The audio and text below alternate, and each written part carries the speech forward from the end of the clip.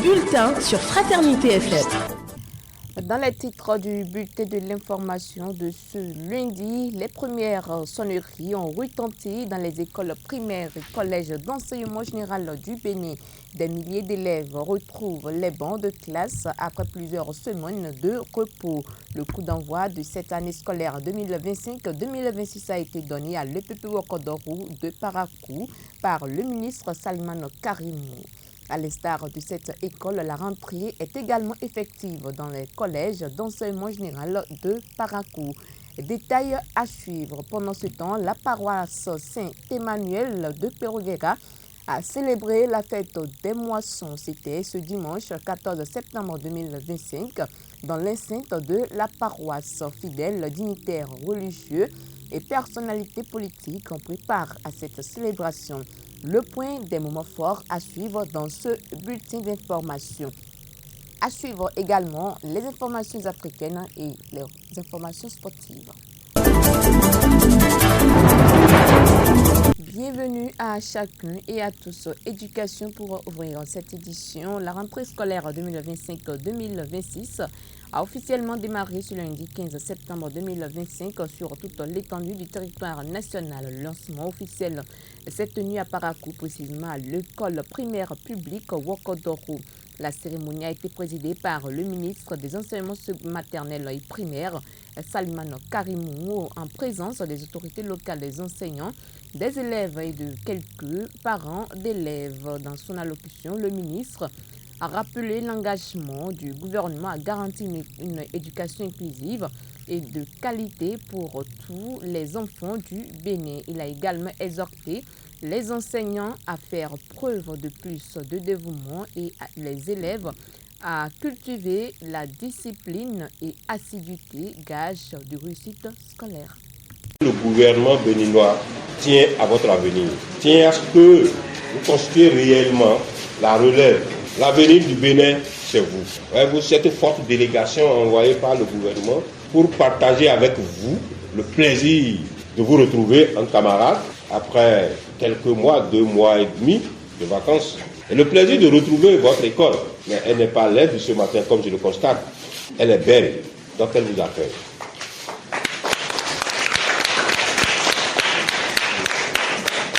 Et à travers vous, nous nous adressons à tous les apprenants du Bénin, de la maternelle, du primaire, du secondaire, de l'enseignement technique et de l'enseignement supérieur. Le gouvernement nous a envoyé pour vous dire de vive voix qu'il vous soutient entièrement pour une année scolaire et académique normale, apaisée, heureuse pour vous. Et au finish, pour que vous sortiez en fin d'année avec de très bons résultats, des résultats très élogieux comme vous en avez l'habitude. Du CI au CM2, nous vous souhaitons tous une bonne année scolaire. De la 6e en terminale, une bonne année scolaire. Et au niveau supérieur, une bonne année académique. Merci. Pour vous qui êtes au CM2, et pour ceux qui sont en 3e et en terminale, l'examen de fin d'année se prépare depuis le premier jour de classe. Ce n'est pas à 1 mois de l'examen qu'on se met à courir dans tous les sens. Ça veut dire quoi? Ça veut dire qu'à partir d'aujourd'hui, nous prenons le travail au sérieux. Quel que soit le temps qu'il fait. Nous en avons la preuve ce matin. Il a fallu pour vous être brave, pour être là en salle de classe ce matin, puisque la pluie a commencé depuis 6 heures du matin. Donc vous devez vous préparer à tout. Sous la pluie, sous le soleil, sous la chaleur, il faut être au travail. Et quelqu'un l'avait dit, c'est le travail et seulement le travail qui assure l'indépendance de l'homme. Travaillez dur et à la fin vous aurez de très bons résultats. Ça, c'est à votre devoir. Les parents qui sont avec nous ici, nous avons déjà la preuve que vous avez accompli votre part de responsabilité en leur permettant d'être là. Mais ce n'est pas encore terminé. L'année scolaire dure minimum 9 mois. Avec précision, 36 semaines. Et depuis plusieurs années maintenant, on n'aura plus un seul jour de classe. Les 180 jours de classe sont tenus. Donc, nous avons le devoir de les accompagner jusqu'au bout. Je l'annonçais dans les titres de ce bulletin de l'information, un dimanche placé sous le signe de la faveur et du partage à Pérou-Guerra. La paroisse Saint-Emmanuel a célébré ce dimanche sa traditionnelle fête des moissons, un moment à la fois spirituel et festif qui a réuni fidèles et délégations venues de plusieurs localités du pays. Retour sur cette journée marquée sur l'émotion et l'action de grâce dans ce reportage signé Sibelle Lessotomigan et Socrate Adam Todé.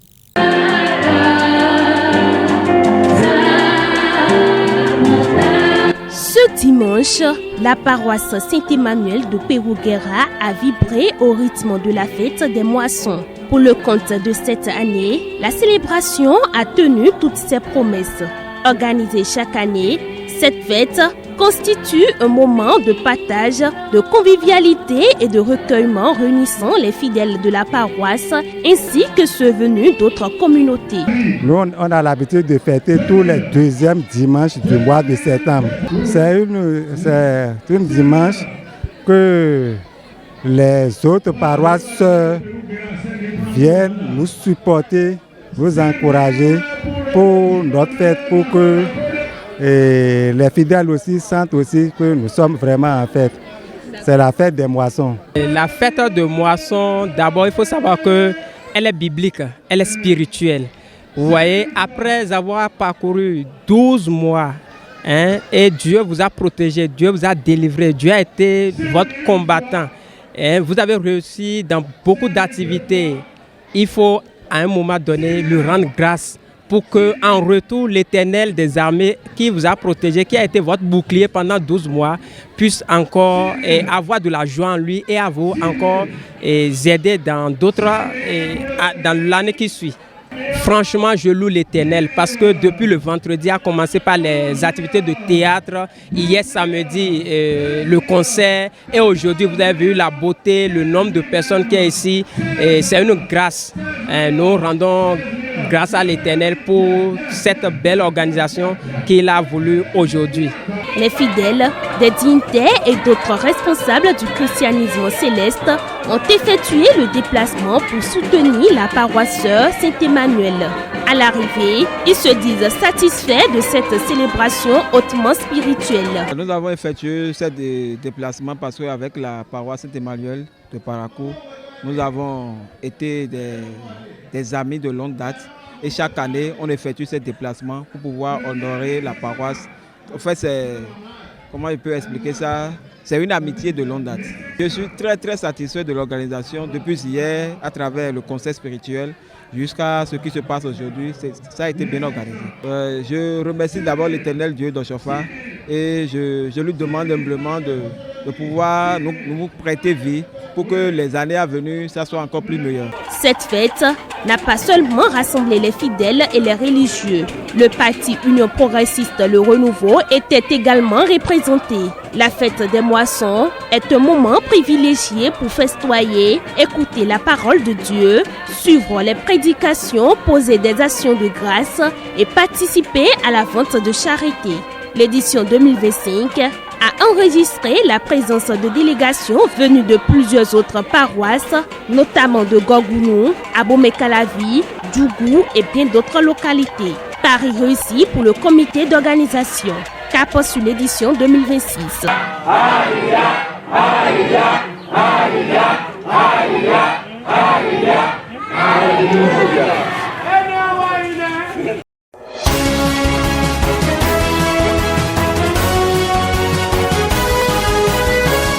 Au Burkina Faso, un rapport de l'ONG Women Rights Watch souligne une situation alarmante dans le pays. Depuis mai 2025, deux groupes armés islamistes ont mené des attaques meurtrières dans le nord, tuant plusieurs dizaines de civils. Ces attaques violent le droit international humanitaire et pourraient constituer des crimes de guerre selon l'organisation. Elle insiste sur l'obligation pour le gouvernement de mener des enquêtes et de poursuivre les personnes impliquées. Cependant, l'organisation déplore que le pôle judiciaire spécialisé dans la répression des actes terroristes manque cruellement de moyens, entravant ainsi toute avancée dans les enquêtes. Au Mali, pendant ce temps, à l'ouest du pays, l'armée malienne est désormais présente sur certains axes routiers. Du coup, les djihadistes du groupe de soutien à l'islam et aux musulmans semblent avoir changé de stratégie pour imposer leur blocus. On ne les voit plus aussi souvent instaurer des barrages en territoire malien sur la route reliant Bamako à Dakar. Ils circulent dorénavant à moto et mènent des embuscades et des assauts parfois spectaculaires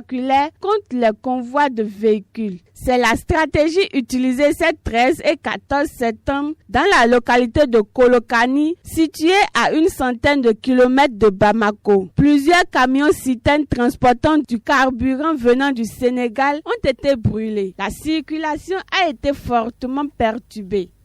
C'était les informations internationales présentées par Lucrèce Doris Moncho du CFIMA. On retrouve à présent Jacques Degbé, c'est pour les informations sportives.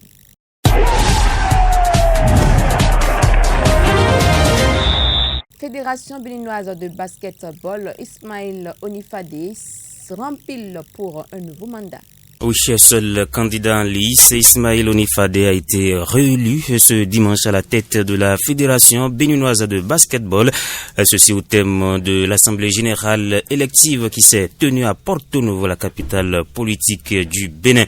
L'homme a tout simplement été plébiscité avec 82 voix pour et 5 contre seulement 9 abstentions. Il entame ainsi un troisième mandat à la tête de l'instance après une décennie qui a vu le basket béninois se métamorphoser. Son principal défi sur les 4 prochaines années, c'est-à-dire entre 2025 et 2029, est de continuer à rehausser le niveau de cette discipline au Bénin. Ismaël Onifade pourra surtout compter sur une équipe dynamique pour mener sa mission, une équipe dans laquelle figure Dieudonné Ncha, le président de Aspal Renouveau, club de basket à Parakou, et consultant sur l'émission Sport Info de Fraternité FM, a été élu au poste de trésorier général adjoint. Nous lui souhaitons bonne chance dans cette nouvelle responsabilité. Il faut dire que le premier vice-président Pounon Fiacre a alors bordé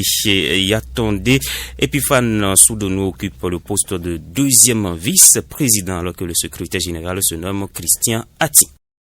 Week-end des internationaux béninois, Andreas Hontonji, encore buteur. Andreas Hontonji n'en finit plus de marquer. Troisième match et troisième but pour l'attaquant béninois ce dimanche avec son club de Saint-Pauli en Bundesliga. Le Guepa a scoré à la 45e minute alors que son équipe était menée 1-0 par Augsbourg. Un penalty exécuté en 2 temps et qui a permis à Saint-Pauli d'égaliser juste avant la pause et de finir par l'emporter 2-1 grâce à une réalisation à la 77e minute de Daniel Sinani. Un succès qui permet au club basé à Hambourg d'occuper la 4e place du classement avec 7 points. Pendant ce temps, en première division turque, Göztepe de Junior Laitan a été contraint au nul ce même dimanche par Kayserispor lors de la 5e journée de Super League. Au thème des 90 minutes, les deux équipes se sont quittées sur un nul, un but partout. Titulaire, le milieu offensif béninois a été remplacé à la 79e minute avec 9 points. Göztepe prend provisoirement la 3e place du classement. Bandimaspor, là nous sommes en D2 turc, a été neutralisé par Kezioranguku. Le club de Cédric Hontondi a obtenu le nul, un but partout. Le défenseur béninois n'a pas participé à la rencontre. Puis Grasshopper, club Zurich de Umuran Hassan, s'est imposé face au FC Lausanne Sport en première division suisse. Titulaire, le milieu béninois a joué les 90 minutes. Fidèles téléspectateurs, ainsi s'achève ce numéro du bulletin de l'information que j'ai le plaisir de vous présenter. Merci de nous avoir suivis. À très bientôt.